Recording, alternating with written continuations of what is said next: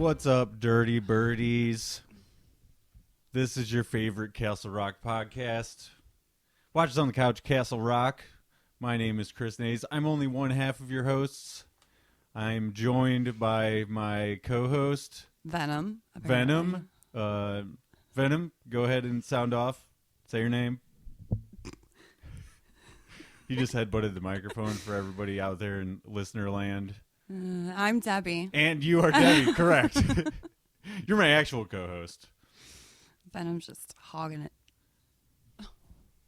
it. Since we addressed our, shall we say, listeners who do not enjoy the podcast enough to leave terrible comments in our iTunes reviews, don't have to do that this week. Oh. But I did forget some things, so we're going to address that first. Okay.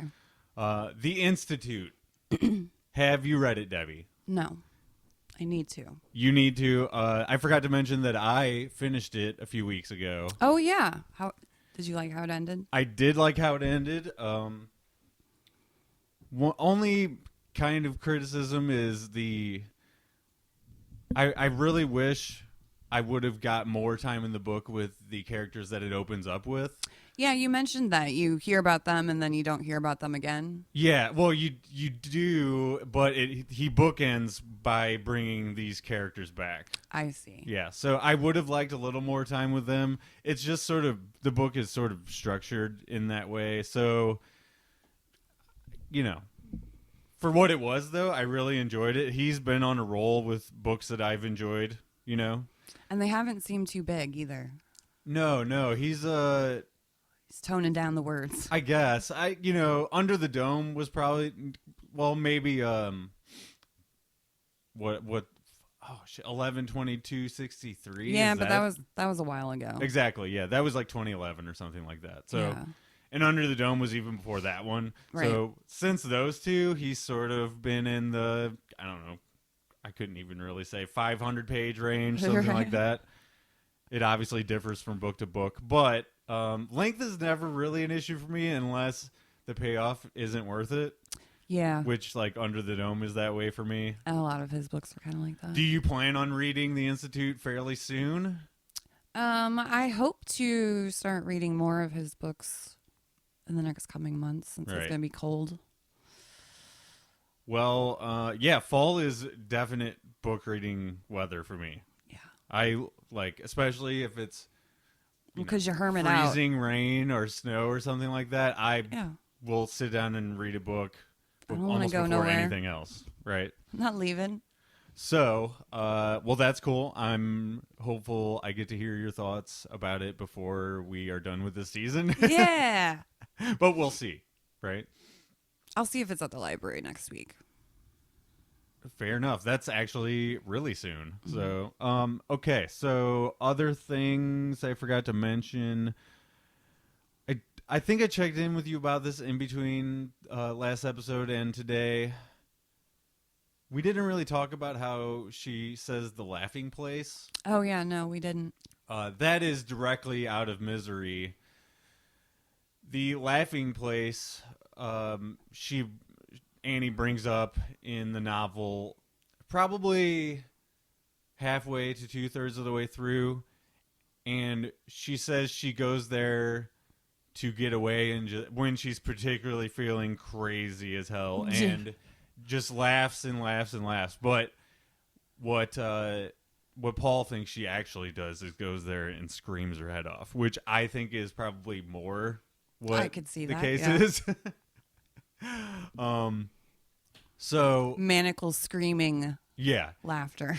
And I definitely felt like that was worth mentioning because she does say the laughing place now it turns out multiple episodes she mentions the laughing place. Right. And it's definitely something that she's been talking to her daughter about. Yeah, she's like forever. The laughing place has been mentioned in the show in the way that she's looking for somewhere that's their whatever their final safe haven. Yeah, their destination is going to be on this long, lifelong journey for Joy, trying to find this place where they can finally be safe or feel like it's their home, right? The Laughing Place has apparently evolved by the time we get to the Misery novel to not be that whatsoever. Right. So felt like that was worth mentioning. I don't really have news since we have to cover 2 episodes today, but I did want to make sure I played the clip of what the intro to Castle Rock lightning round of news is. Okay. So I'm going to pull that up now and play that for the audience. What is the lightning noise? Well, that sounds more, like crashing. Crashing. Crumbling. Oh. Okay, so when we do news again, that will be the intro every time. And I might play it just like that through my cell phone. Oh my gosh. Yeah, anyway. It makes it easier than going back and editing the intro in there. Sounds into it? Yeah, but I don't know. We'll see what happens. Sounds cheese-tastic. Exactly. Okay. Oh, the only other thing... Oh, 2 other things, actually. One criticism that I had going into even watching the show was that the Misery story, upon rereading it, you notice that it's a really self-contained story. It's only a couple of characters, right? Right. You eventually have some police involvement and things like that, but they're not ever major characters in the story.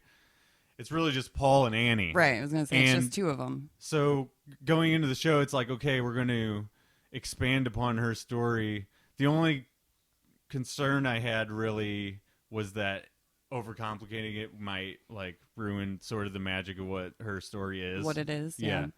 I don't think it is, though. No, I've actually really enjoyed up through episode 3, which I forgot to mention we're going to cover episodes 2 and 3 this week.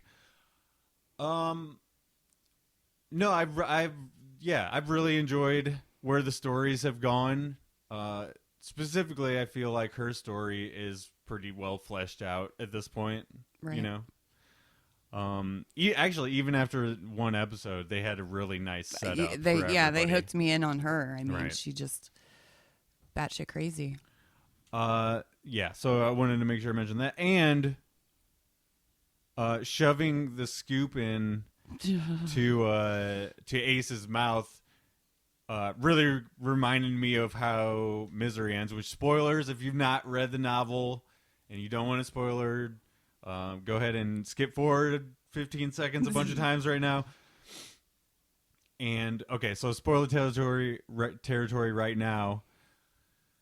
Paul shoves paper of the Misery novel that she makes him write. Mm-hmm. He shoves charred, burnt pieces of the paper into her mouth. Right. And it makes her choke. And so when I read that the other day, it instantly reminded me of the scoop scene. Yeah. You know what I mean? Totally. It's like a homage. Yeah, like a 1-to-1 comparison. You know what I mean? It's not much different whatsoever. Yeah. So that was just gnarly. It definitely sticks with you, and especially since that was one of the last things that happened. You're going into episode 2 with that. Right. I know. Everybody who's asking, how's the show so far? I'm like, well, the last 10 minutes of episode 1, I yelled, holy shit or whatever, outside. Mm-hmm. Right. And then just mouth agape for the last 10 minutes because I couldn't believe what was happening. So you've been gossiping about, people are asking you about this season already? Yeah. Like outside of... Yeah, like at work and shit. That's cool. Mm-hmm. So they know you're a fan. Yes. Do they know about this podcast? Yes. Oh boy. Hi, coworkers. I think one of my coworkers maybe knows about the Castle Rock show. Mm. Well, you have to understand, like I work at a library, so there's a lot of Stephen King fans there, Absolutely, as well there should be. Right. Right. Okay, so we did all these things. Let's not tarry any further. Let's get right to episode 2, shall we? Shall. Which was called New Jerusalem. New Jerusalem. I guess referencing the town itself, Right. and last episode, that song that we heard a lot. Yeah. I actually started reading Salem's Lot last night, and since we're getting sort of into territory that involves a certain house, I figured I might as well brush up on some of that material and see if I can find some things to reference here on the show, right? Cool. It's one of his best books, too, if you've never read Salem's Lot. No. Vampire book. Okay, so this episode we open up back at the burial ground where where Annie and Ace kind of both fall into, right? Right. Of course, Ace is dead. We're actually, I guess we don't find out it's a burial ground until she's down in there. But yeah, there's some definite weird shit going on down in tombs and shit. Yeah, exactly. So that's never good when we're in Stephen King world. No. Burial ground stuff. No, never in good. Several different stories always ends up bad, you know. That things always come back. Yeah, the Overlook, of course, you know, is on Indian burial ground. Yeah, things don't like to stay dead. Right. So I guess this is where we see her kind of make her way out of that little area. There's some we see some like beetle iconography, sort of like carvings or something on the walls down in that little pit.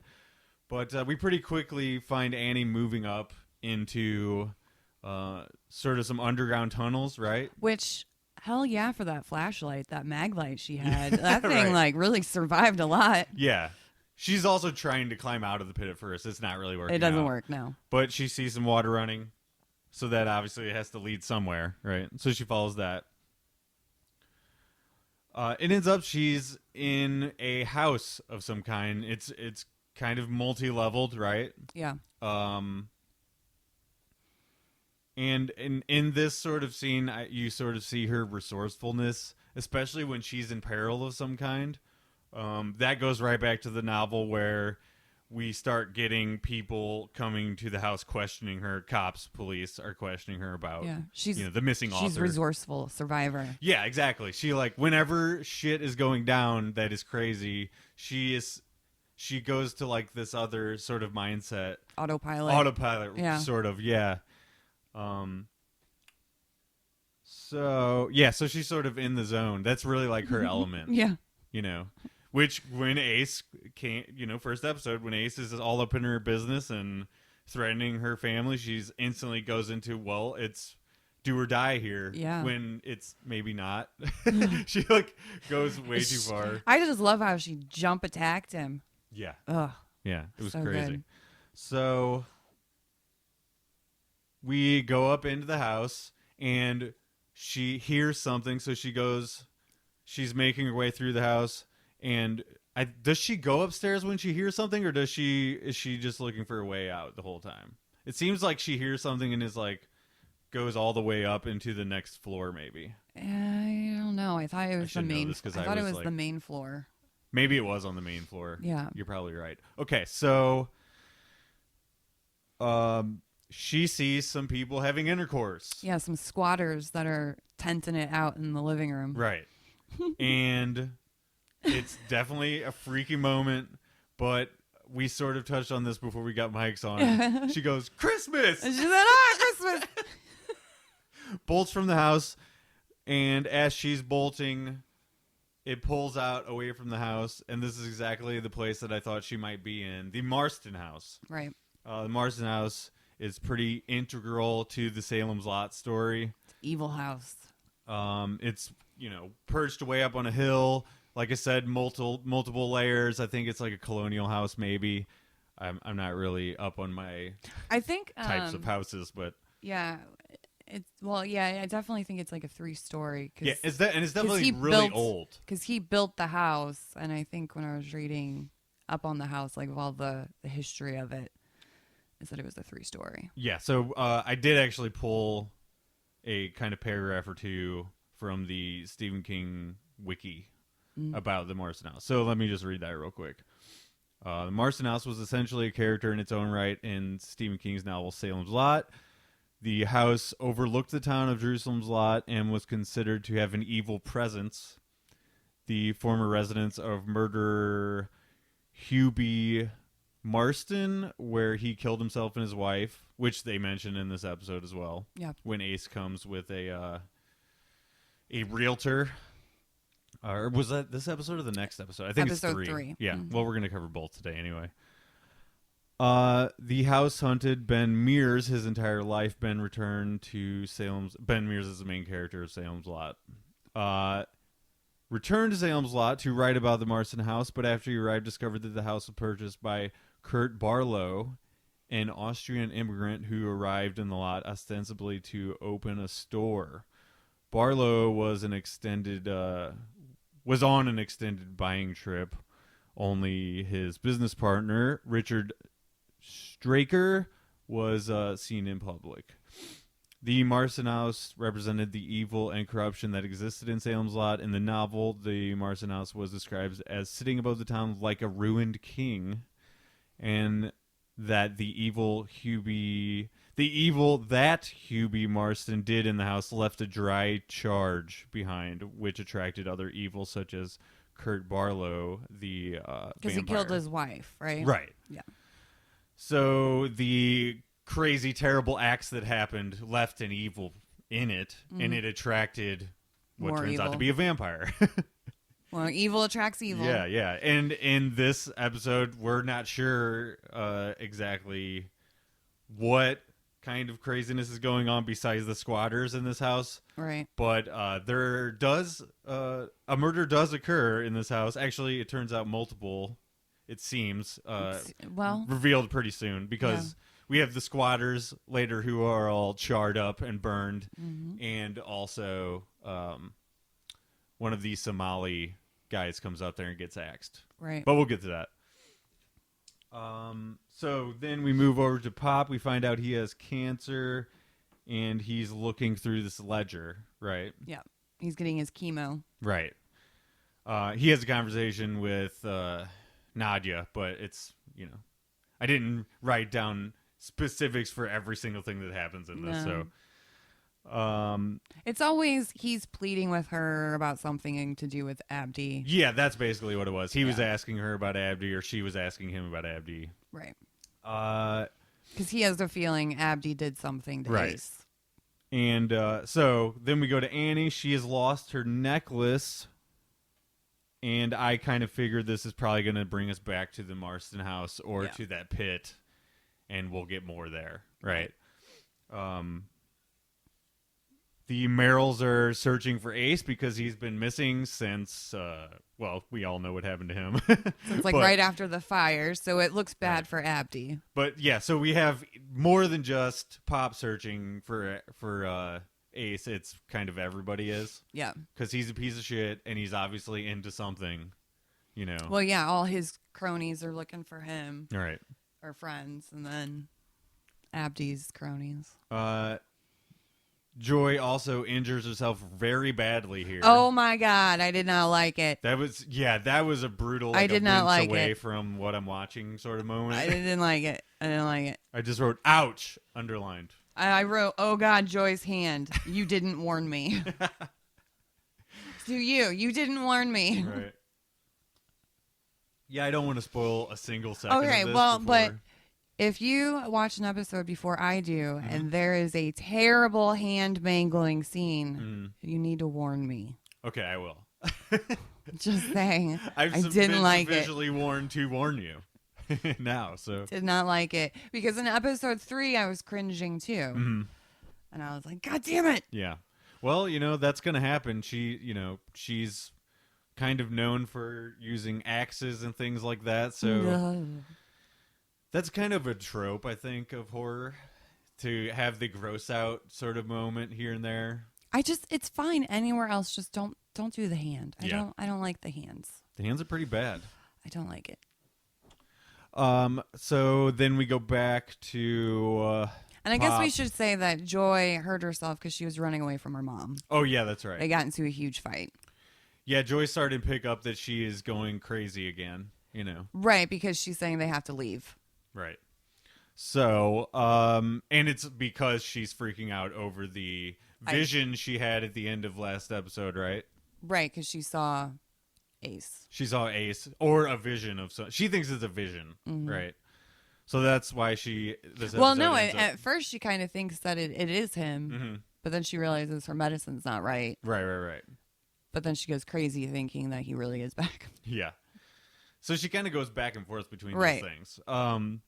We go back to Pop. He is at the Mellow Tiger questioning people about if anybody's seen Ace. Yay, we're back at the Mellow Tiger. Right. And, there's always something going on in Mellow Tiger. On this occasion, while he's there, they're having some talk about a parade that's about to come up. And they're having, like, the town meeting. Yeah, and it's, they're talking about the parade because, we first saw in the first episode as she was driving into town, they were having the 400-year celebration right thing. So that's apparently coming up fairly soon.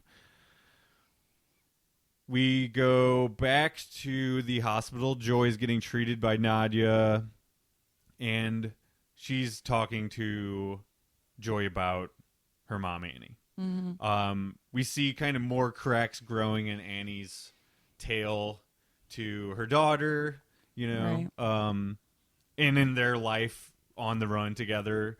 By getting mixed up with all these people, the inevitable stories are coming out about them, right? Through interaction. She's beginning to question.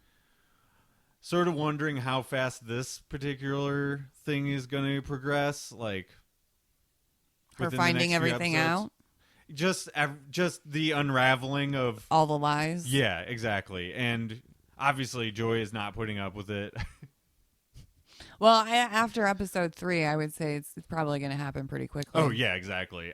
I'm liking that they're progressing things pretty quickly. Yeah. While also the plot is not completely unraveling. You know what I mean? Like, they are still leaving things for us to wonder about. Yeah, there's enough side things going on. Right.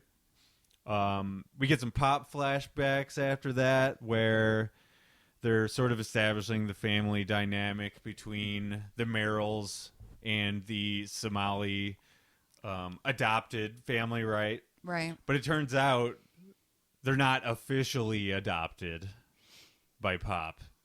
They're he just sort of takes them in without going through the paperwork. Yeah. Sort of deal. And we see how Abdi does. Venom has completely laid out on the top of her notes. So we're just going on mine, I think. Okay, so yeah. Through the conversation with the younger Abdi and Nadia, we see that Abdi does not trust him from the get. He's probably been through the ringer with foster parents before. I have a theory on why he doesn't trust them. Do you have a theory on what's going on with their relationship? I just feel like that's who Abdi really is. That's his. I'm dropping things. That's like what his character is, to not be trusting really of anybody until they prove him otherwise. Well, certain things were said. I shouldn't put things in my pockets before we do this. Go ahead. Certain things were said, and I can't remember if it was this episode or the third episode, where Abdi hints at something that Pop did that Abdi knows about. And I almost like, do you have feelings on that? Because that's how their whole relationship is built on. It's built on, I feel like, a major lie that they're both keeping from the sister. Yeah, well, maybe it's that they aren't actually blood related. Not blood related, but officially adopted. No, I feel like in the war he killed their mom. Oh, or her parents. Interesting. Like, depending on if they had mom and dad, or just at least mom. I feel like he killed somebody in their family, and that's why he felt like he needed to take them. Interesting. I'll have to go back and watch that scene again. Because Abdi hints at, when they're in the scene where he's got him tied up, he mentions, you wouldn't want me to tell. Right. I remember him threatening him about it. And that's, I've kind of been feeling that, but as soon as he said that, I was like, he did something to their family. So he feels so guilty about this thing that he did. Right, that he took them in. Help them in. Yeah. Right. Well, yeah, it'll be interesting to see if that gets fleshed out more. I'm sure that it will, or else they wouldn't have hinted at it as much as they have. Yeah. There's also a funny thing that happens here where there's a language barrier still, so Abdi is using that to his advantage and saying she probably won't like it so that he can get the milkshake. Right. Yeah. So, and then Pop picks up on that, right? He's like, "Did you just tell her that she wasn't gonna like that?" He's Which, like, "Oh, you clever!" They do a good job on young Pop and older Pop. Right. They're doing a good job on that. Do you mean like the look of him? Yeah. Yeah. The I always prefer practical makeup, or like they're making him look coloring. older, Right. so Right. and then they're making him look younger, so you don't really know what he looks like now. Yeah. Well, what are your thoughts on milkshakes in general? I don't like vanilla. You don't like vanilla, No. but other ones you do? I like chocolate. I was never really a big milkshake guy. I'm not super huge on sweets, so You know what is the best combination? Milkshake and French fries. well, maybe that's why it works so well for McDonald's. Theirs are not officially milkshakes though. Theirs are like powdered. If you go to Steak and Shake, Steak and Shake has real best milkshakes, thing right? is getting milkshake and then getting a plate of their fries. Oh, their fries are so good. And just too. like sucking down the milkshake, eating fries. You know, I haven't eaten dinner today, right? Well, neither have I. Yeah, I haven't eaten dinner today either. Of course you haven't, but it's the morning for you. That's what I'll be doing. My stomach's probably going to growl before we're done with this. Okay, You want some cheese balls? No, I'm fine. I There's got a giant lunch. thing of cheese balls in front of us, by the way. Maybe I'll take a photo for the socials of the cheese balls. Remind me to do that. Okay. So the necklace is then found by the Somalis at the mall digging site. Which, okay, where did the fucking hole go? Well, I believe, don't we see her filling in dirt at some point? Yeah, but okay, so I'm really confused about this, and I want to discuss this. So when she initially fell in, it was this huge like opening, A giant collapse, right? And you could see in there, and you could see like that there's graves or whatever. And then when she goes back there to look for the necklace, everything's filled in. But then she has like this weird flashback. So I almost was thinking, did she imagine falling into the hole? Like, did that not really happen? Yeah, that's interesting. But then how did she get in the house? It was also like storming and stuff, right?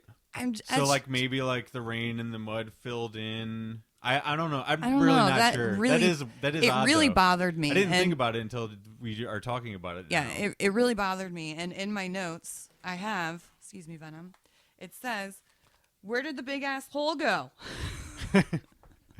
Yeah, no, totally. That's a fair criticism of whatever was happening there. Just 'cause very confused by that. yeah, I'm not sure that we'll ever get an explanation for that. Because now it's completely filled in, and I'm thinking, nobody noticed this giant hole? Right. I just, They're working on it, so they must notice that there's this big collapse of the ground. But then, yeah, we see her filling it's in. completely fine. Yeah, so I don't know. So that's why I thought, well, did she imagine it? And I don't know.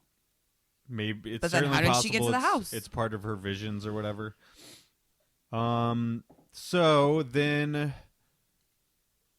yeah, they basically find the necklace and they blame it on the squatters who are around, and so that's what brings one of Abdi's crew up to the Marston house to get rid of the squatters. He goes in, and what he finds is two charred, burned up bodies. We must assume are the people that Annie saw. The squatters, yeah. Somebody comes up behind him, we don't see who, and smashes him with either an axe or some kind of large blunt instrument like a sledgehammer, something like that. Right. And they kill this guy. I thought I wrote down his name, but I don't see it. It's one of his Somali security people. It's like I his guess. right-hand man that we saw a lot of.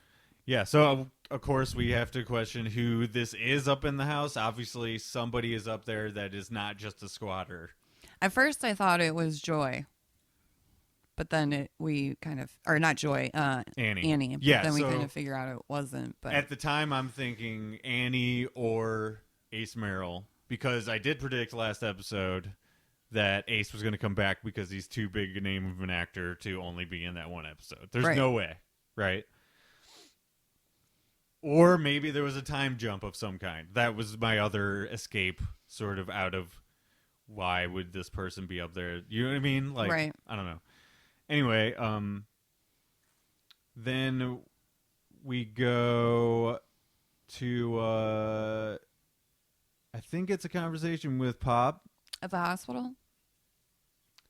Yes, it is. Yeah, because he confronts Annie. Right. This is a scene with Annie and Pop, and he's talking to her all about Ace, right? Right, because the dog went directly to Right. where she's staying.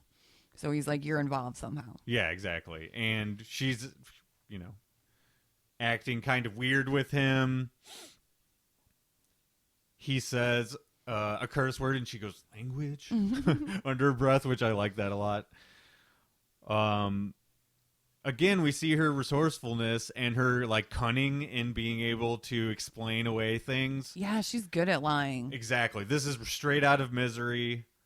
It's what she does whenever she tells Paul before she even has conversations with anybody that's coming. She plans out everything to the T, and this is what I'm going to say. Well, right? she says almost the complete truth. And that's Right. what makes it so believable, because all of it was true up until the point where she said, and then somebody showed up and he left. Right. But she's also at the same time evading his questions. Yeah. You know what I mean? In a very cunning way, like I said. Yeah. So then she cries, which is to a guy. Time to go. I feel like it's like this is really uncomfortable every single time that happens in real life. You know what I mean? You want to avoid that situation anytime possible. Thanks a lot. Yeah. I'm not trying to, mansplain or criticize women at all. That's just a tool that women have. I feel like in their arsenal, especially if they're trying to evade questioning or like they have something that they did very wrong that they're trying to cover up for. Right. Maybe like the police are questioning somebody who's clearly guilty. Sometimes And then you start crying. yeah, then you start crying. It's like, or you like, you were speeding, something like that. I have heard tale of women or girls using that to their advantage. I mean, I'm just going to be honest. If I got pulled over, I probably would start crying. Because Yeah. I would be like, oh my God. I don't like getting pulled over either, by the way, and it is stressful. I have no control over how much water it comes out of my eyeballs, and a lot Sure. of it comes out. So Right. I can't control that. I blame my mother. Also, I believe we mentioned on our It Chapter 2 review that we went through our summer of crying. Yeah. So, I've very recently done some crying myself. Well, no, let's not get into that. I'm just saying, sometimes it's not on purpose. No, and it's healthy to do that, actually, Yeah. in my opinion. So then we go to Abdi being kidnapped by people. I think at the time I thought it was like maybe Ace's friends. Yeah, so did I. You know what I mean? Because they're the ones who are arguing with him earlier. Right. But no, it turns out it was actually Pop. Because he's pissed. And it was. I think it was Ace's buddies, but it also is Pop's buddies. Yeah. You know what I mean? Because Annie made it seem like Abdi was the one who picked him up and was the last person Right. who saw him. Yeah. Pop goes, was he yay tall? Yeah. Or yay tall? Right. So Abdi sort of lords the truth about Pop over him, like we were saying earlier. Mm-hmm. I think this father-son relationship with both Abdi and Ace are completely on the rocks. You know what I mean? It's like a very sort of tentative situation we have in this family dynamic. I feel like they both really care about the other person. Yeah. But they don't want the other person to know that that's the truth. Right. Which is weird. Yeah, they like play this weird game with each other. Yeah, but I feel like deep down, like they really do care about each other. Yeah, I don't think that's, They're just going too far to say that at all. being macho men about it. If anybody, well, with the exception of Ace Merrill, I think Pop and Abdi are the two sort of alpha people in their family. Right. Nadia's definitely the beta. Which, okay, I didn't realize that Ace and his brother were not Pop's kids, that those are his nephews. Right. I didn't realize that. Did they say that in the first episode? I'm not sure. They just kind of threw that in, and I was like, what? Right. I don't know that I even remember hearing that. Those are his nephews? Yeah. I thought they were his sons. I thought so too, but I swear that they said his nephews. Well, we don't have time to look it up now, but if someone wants to correct us, please write us. Let's see. Or when in between the second and third episode, we can look it up. Right. So, this is about the time where Pop has sort of some health issue going on. His vision goes out, you know what I mean? He's really dizzy, and then he falls over, and he's got Ace's dog who wants to eat Abdi. Exactly. And Ace's dog is going crazy. Pop passes out on the ground, or almost passes out. He's barely hanging on enough to keep the leash, taut. Right. And Abdi starts working himself free, right? He's trying to, because he knows he's going to get eaten. And I'm not really sure if we see him escape before the end of this episode. No, we don't. Okay. I don't think so. I did sort of a speedy sort of catch up on episode 2 because I watched it several days ago, but I didn't catch every single thing before I left for work last night. Then we go to Joy. Joy is on to her mom now, right? And is this where she's questioning her about her? Or is it just looking through her phone in this moment? I think it's just looking through the phone. Right. And then we get another appearance of Ace again at the end of here. Do you remember the circumstance of that? I didn't get to rewatch it last night. That's a good question. Well, I believe we see Annie, and then she has another vision or something like that. I know. I wrote down beetles buzzing. Yeah, so it goes back to the sort of thing that we saw in the pit earlier, which is there's beetle. So does that mean that they were beetles the whole time? That's what I'm saying. Is I maybe they weren't bats. Misconstrued them for bats. I thought they were bats though. Yeah. Again, I didn't get to go back and check out this final moment, so I can't be 100% sure. Even I can't go back to episode. I didn't go back to episode 1 either. Right. But yeah. So there's this a swarm of beetles. Yeah. So maybe beetles instead. Not really sure. But I guess with that, we can get to the first of our 2. Are there any Dark Tower references in this episode? But we have to say it together. So, oh gosh, are there any Dark Tower references? Were there? Exactly. You're asking me. Vaguely. So the Marston house is sort of equal in reputation to the Dutch Hill Mansion, which is it's in, I believe, the 3rd book of the Dark Tower series. The Dutch Hill Mansion is. And Jake has to kind of go into this sort of evil house that everybody in town has a reputation for being haunted. Dutch Hill Mansion to get to Midworld, where Roland and his crew are for the 2nd time. Okay. Spoilers on Dark Tower, jeez. So, yeah, I guess with that, we're going to episode 3. So we did a bit of research. Yes. Turns out you were correct. Ace and the others are... The Ace and his brother. Ace and his brother are nephews, right? To Pop, yeah. To Pop. Not his... Sons. So maybe misspoke or just figured based on him being called Pop. Right. I don't know. And with them being as young as they were, along with the pseudo foster kids, So it makes you wonder what happened to their parents. Yeah. And also, I forgot to mention earlier how they were sort of off to the side while that milkshake thing was happening. Right. So we see how Ace is like perturbed by this entire situation immediately. Already. Yeah. Right? Young Ace is already pissed. The dynamic is established. We also made sure we wanted to get this right. The end scene of the episode, Joy and Annie are heading back from the hospital, and they get into it. Because Annie is saying that they're moving again after she just said that they could stay. Right. And Joy runs off out of the car in a huff once they get back to the cabin. And that is when we get the swarm of beetles and we see Ace in the background. So, moving on to episode 3, shall we? We shall, which is Ties That Bind. Ties That Bind.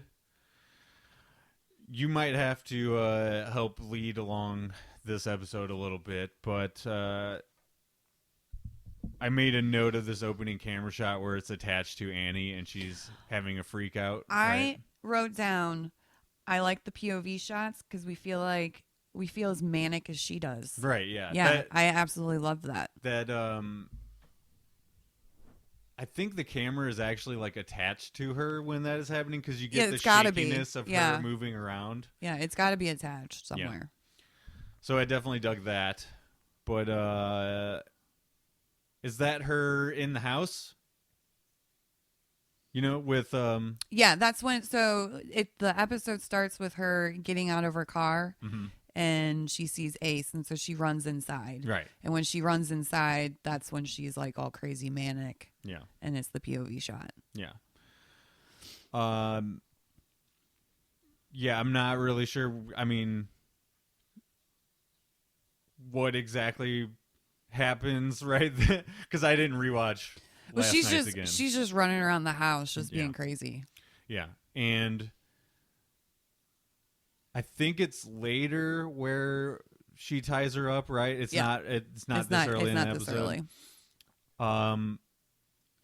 Joy goes out with friends, right? She goes out with the other kids in the cabin. Later on, yeah. In the neighborhood. Okay, so where do we go from that scene right there? So from there, we go back to Abdi with Pop. Okay, yeah. And that's where he finally escapes. He's able to break the chair, and then he has a super close call with the dog and traps the dog in the elevator, yeah. Right. And then he rescues his dad and takes him to the hospital. Right. And he drops Pop off in front of the hospital. They see that it was him, right? He's there whenever they grab him. And then he leaves. Right. So then we go back to Annie, and we see her going back to the site. And again, everything's filled in. Yeah, right, exactly. And I'm like, where does the hole go? She's looking for her necklace. She's looking for the necklace, yeah. And then she goes up to the house on the hill. And she goes inside the house or whatever, and everything seems fine. Like, there's no burned bodies. There's no... Yeah, but she does see, like, the tent and stuff like that. Right. But she sees no evidence that people were just murdered. Mm-hmm. So she doesn't find her necklace up there either. No, because the dude who we just saw get murdered the episode before had it. Right. And, yeah, so... What was really cool, though, was that shot of the tree going through the house. I thought that was pretty sweet. Do you remember seeing that? When she's walking through the house, there's, like, tarps on the floor, and then she looks into a room, and there's just this tree growing through the house. I didn't remember that. But, yeah no, that's cool. We kind of, I guess we get a little bit more of the house here, you know? Because she finally finds that door that she came up through, and it's padlocked. Right. So, because she wants to get back to because obviously it's all filled in. Sure. So, the only other way to get there is through the tunnels.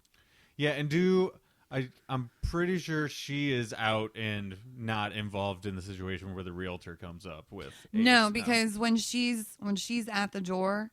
that's when the dude with the necklace, the Somali guy, walks into the kitchen behind her and just eats like a whole egg, shell and all.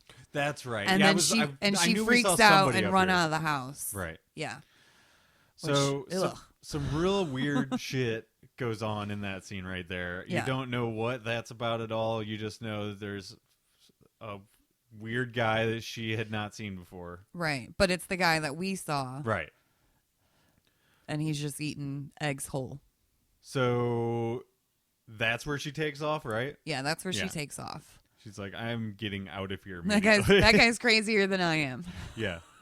And this time she goes out the front door, right? Right. Yeah. And then we go back to the hospital and we learn that Pop had a stroke and he's confused about everything that happened. He's not really sure. Mm-hmm. And he says Abdi should have left him there. He would have. Right, yeah. So, again, we're getting more information about, what Abdi and Pop's kind of... Their dynamic. Yeah, exactly. Mm-hmm. Yeah, and Dr. H is saying that she still hasn't heard from Abdi. And she asks him if Pop hurt him.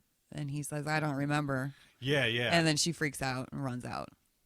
Yeah, so she knows... You see by the way this scene plays out, she knows something's going on. She knows they got into a fight of some kind, yeah.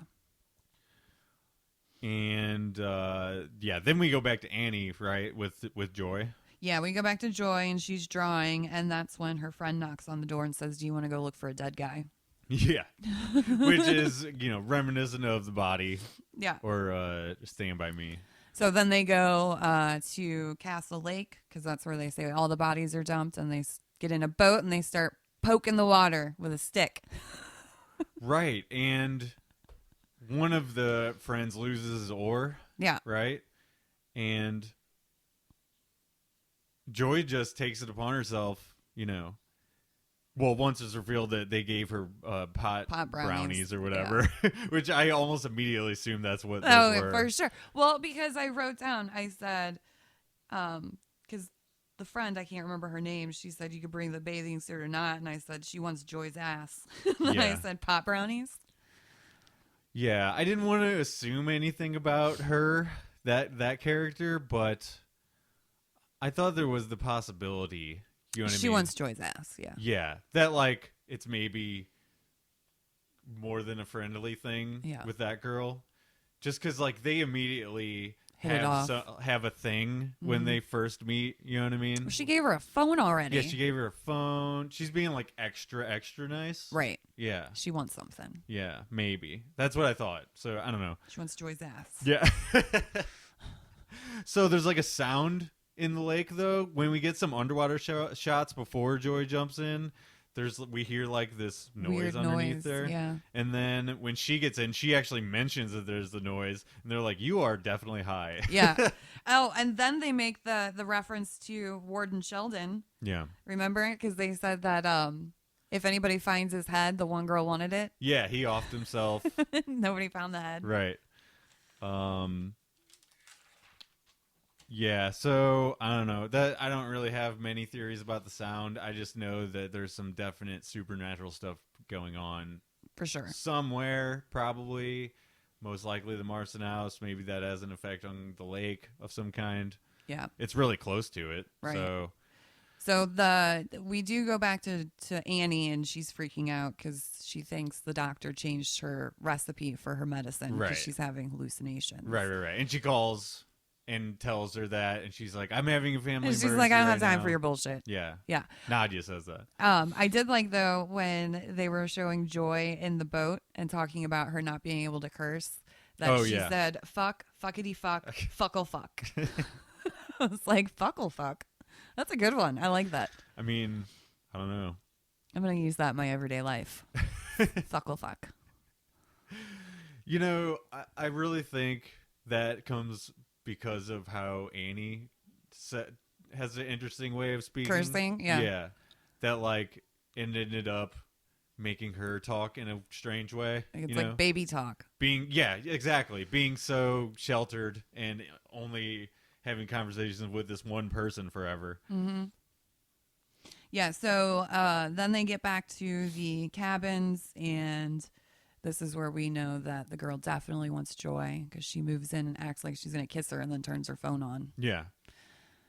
Because she wants to have maybe sexting with her. Maybe some interesting conversations at wee hours of the night. Right. So then Joy gets back to their place and the house is a complete wreck. Yeah. And we get sort of Annie's confession to Joy that she killed a person. Right. Right. She's saying, well, she first says the medicine's not working. Mm-hmm. And she admits that she killed a person. Yeah. And that he came back. So this is where Joy initiates their previous plan for emergencies only, to use this shot Right. that will knock her out. Yeah. So she stabs her in the back with it.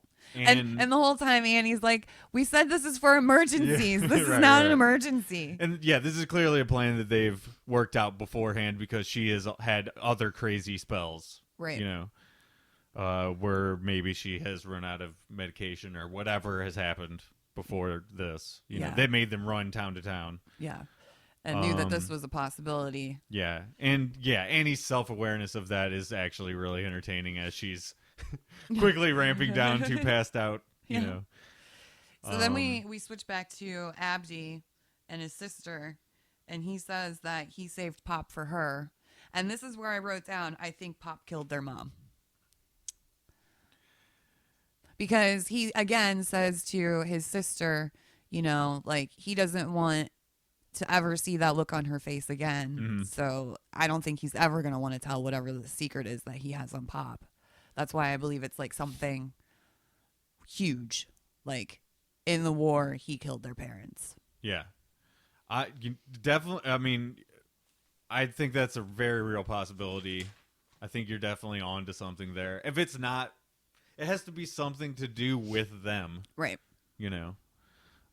Otherwise, he wouldn't entrust Abdi with this secret. Right. And they keep showing him during the war. So I just feel like eventually we're going to see that flashback of him like accidentally killing somebody. Yeah, no, I think you're onto something there. Yeah. So we'll see what happens with that. But I do like that they're keeping things from us still. They're not just spilling the beans, you know. Right. This is helping drive the plot along and make you wonder. There's more to these characters than we're getting. Yeah. You know. I feel like they're doing a better job than last season. Like they're giving us a little bit more information at a time. Oh, maybe a lot. A lot more helpful. But it's still not enough to know what's going on. Yeah. Yeah, I really just think so far the episodes have been a little more well constructed as far as like the plots connect better, you know. Except for that damn hole. Yeah, exactly. This damn hole is like the fucking Winnebago that was in the woods. It's this all over again. Yeah. How did it get there? Well, the guy told us very carefully. That's how they got it out of there. So then we go back to the hospital, and Ace is walking around, and he goes to see Pop. Yeah, so before this... We thought she was hallucinating him. Right. And apparently he's really back. Yeah, and he's acting super weird. Yeah. And he says that he's been in Derry. Right. He's not his usual abrasive self. Right. He's more of a... I don't know. It's like if there was a clone of him. Yeah, it's like a zombified version of him. Exactly. Yeah. Body-snatcher version. Yeah. So I don't know what that's about yet, but... Yeah, because then he creepily leaves and looks in the mirror, and then he's driving his tow truck. Right. So, I don't know. I just have a theory based on just what we have so far about Ace. Is that it's very much like a Pet Cemetery situation with that house or that ground around, you know, the Marston house or the mall or whatever is spoiled somehow by things that happened in that area. I think it's a body snatcher type thing. Yeah. I think whoever was in those graves, they're inhabiting people now. And I want to say that something about black magic was mentioned about the Marston house that that was going on there. Right. You know, so maybe that alone is what spoiled, you Could know. be. I just want to say this is another place where some good curse words were used. Oh, yeah. Because the Ace gets pulled over by the cops because he's speeding and drinking, and the cop pulls up to him and says, "Pull over, asshole," and then calls him fuck nuts. Fuck nuts. That's what it was. But then he got lazy and and then he just said asshole again. Like I wanted them to ramp it up from fuck nuts. I wanted something better. So when he gets pulled over, the cop is approaching, and Ace just flips him the bird. Yeah. Right. And we leave not knowing exactly what happens at the end of that situation. No. But we see more of this cop later, and we'll get to that. So then we switch to... Then we go back to where? Where do Annie we go? in bed, and she's waking up, and she finds out she's tied up to the bed and can't move. Right, yeah. That's where Joy is telling her, like, you were going to tell me the truth now. Right. Well, and you're going to take your pills. And she tells her mom that Ace is not dead. Mm-hmm. Like, he's been spotted around town. So she's obviously hallucinating and needs to take her medication. Yeah, and, Joy's right that, yes, she is crazy right now. Mm-hmm. But also, Annie is right that, yes, she did see the hallucination. So, I believe... pretty soon, Joy finds out that Ace is back, right? Yeah. From who does she find that out from, or does she see him? You mean besides Joy telling Annie that he's back through text message? That's what it was. Mm-hmm. The friend texts her and tells her that Ace is back in town. Okay, yeah.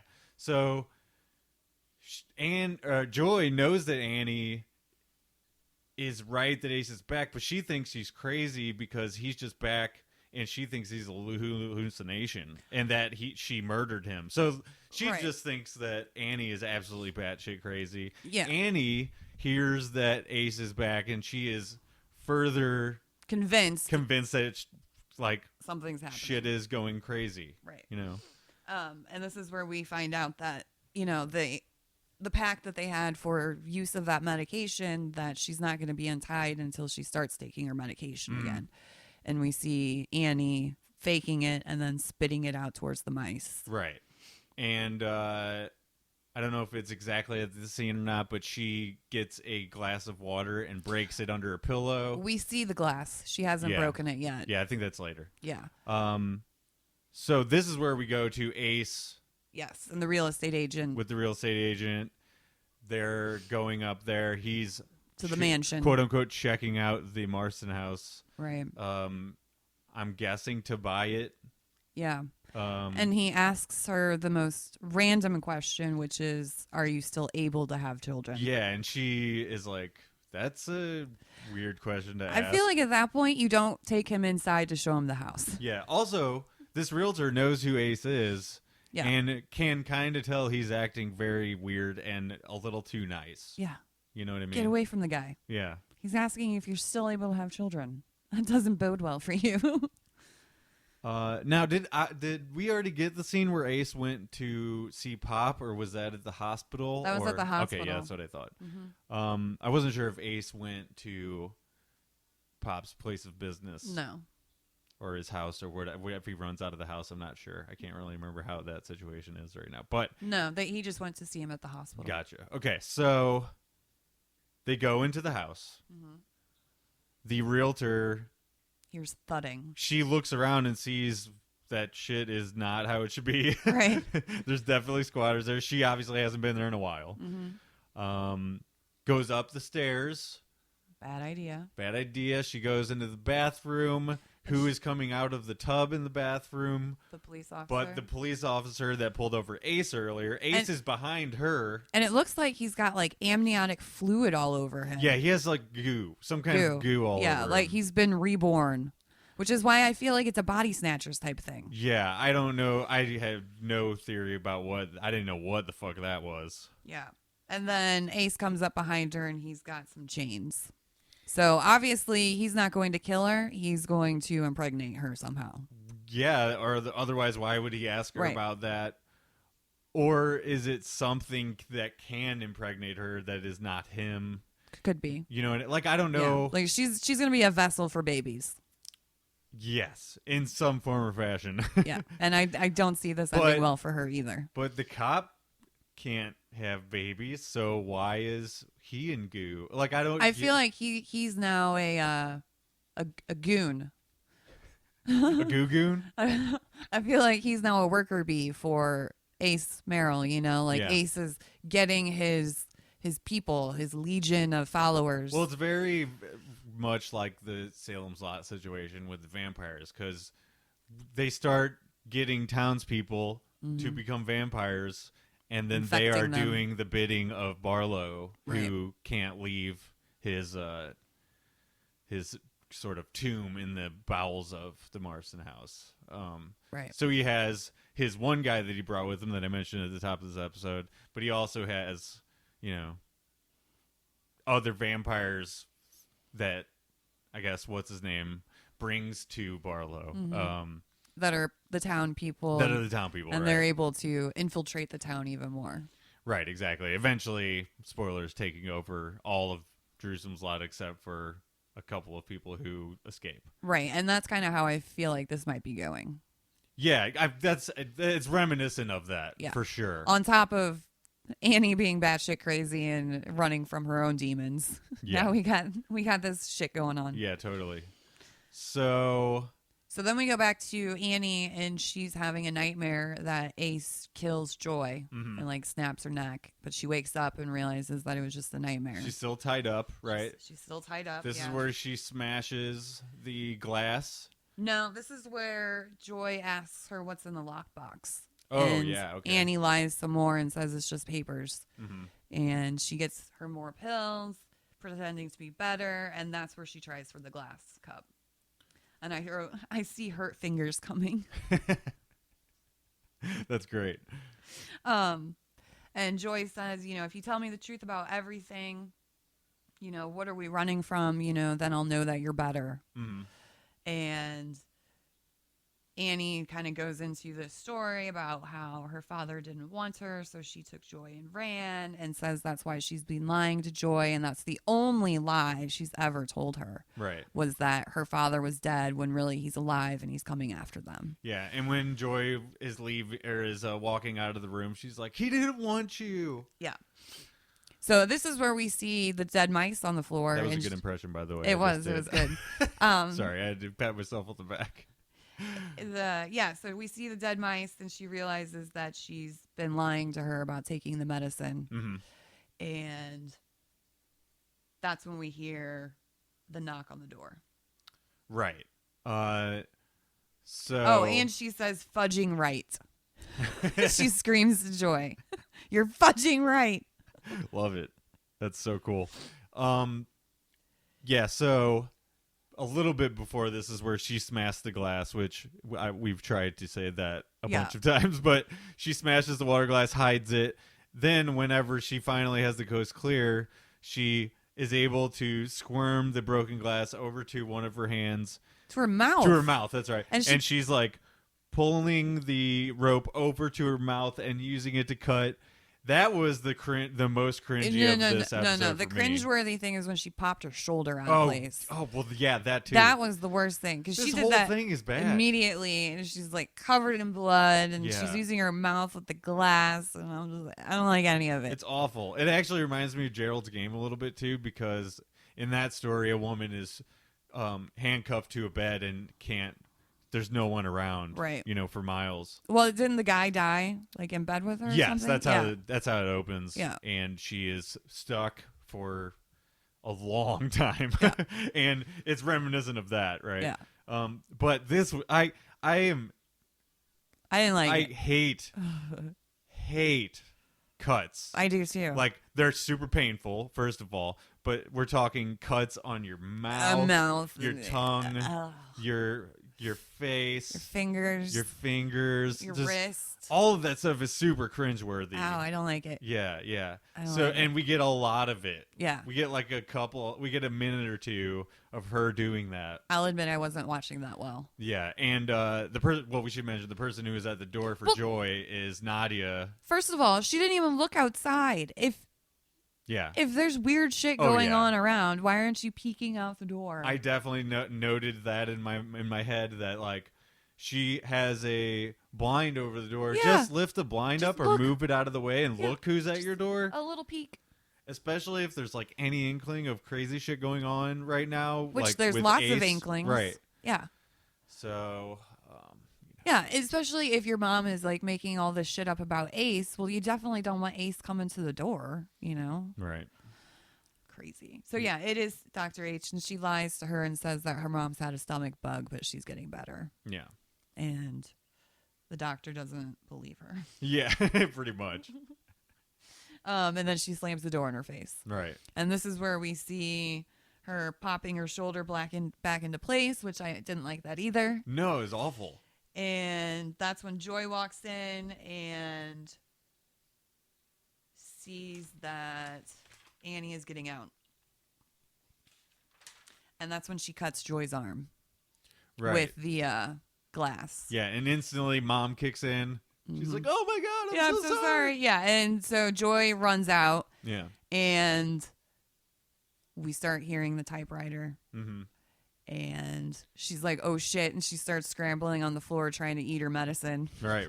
Because I guess any medicine's better than no medicine at this point. So along with the typewriter noise, we see the man. We see the tall man again. Yeah. And that's the same exact thing that happened when she first saw him, when she almost gets ran into by a bus. We hear the typewriter sort of noises in the background. Right. And then... Tall man. So this is the second time this has happened, and it is reinforcing my theory that is Paul Sheldon. Somehow, events of the future are coming up in her brain. You know, I don't know how that could ever happen. Mm-hmm. I know that's like a supernatural thing, but that's just my strongest theory that I have, because the typewriter goes directly along with Misery. You know, it's throughout the novel, so it's like and the original movie. So eventually we'll get there. We'll see how it all ties in. Yeah, of course, and that's with a lot of things that we're getting so far, right? Yeah, we just don't know. So the tall man whispers to her, mm-hmm. "You know how this story ends. You're going to kill her." Yeah, and that's where it ends. And so to that I ask you, is it her meaning Joy? I believe so. Yeah, because I think she watches her run away, and he says that. Yeah. As she's watching her, like the vision, her looking, her viewpoint doesn't change. While like there's a sort of a staring off sort of moment mm-hmm. going on. That's when he comes behind her and says that. Yeah. So we must assume, I guess, that that's who he's talking about, but maybe he's not. Maybe it's that would be the worst her that he could possibly say she's going to kill. The only other hers that we have so far, the realtor, she's out of the situation already. The doctor, but I don't know. He wouldn't be taunting her with that. Doctor's the only... Right, but who... Is he taunting her, or is he just... I feel like it. Yeah. Is he... And... You know, I don't know. He's just a vision of hers at this point. Yeah. That's all that we know. Or her could be herself. Yeah.